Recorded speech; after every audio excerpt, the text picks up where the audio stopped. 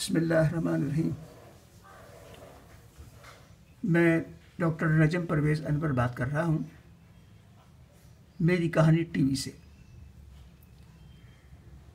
मेरी कहानी टीवी की ये पहली कहानी है जो हमारी एक मछली के बारे में है जो गोल्ड फिश है।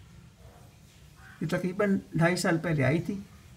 इसके साथ एक और थी, आधे इंच की थी मछली, और अब इतने अरसे में बढ़ के ये इतनी बड़ी हो गई है। तो छोटी और मछलियाँ भी थीं, काली सी जो शार्क कहलाती थी, वो बिल्कुल वो भी तकरीबन आधे इंच की थी। वो बहुत हो गई। और एक मछली जो है गोल्ड फिश की, जिसकी साथी है, वो एक दिन पानी ज़्यादा भर गया बाल्टी में, तो वो चल के बाहर आ गई।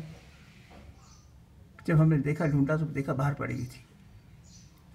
और ये इस मछली को हम फीड देते हैं 12 घंटे बाद। अब ये जो है लाइट नहीं है, तो इसलिए ये हल्की है, वरना ये पंप चल रहा होता है और मछली जो इसमें तैर रही होती है।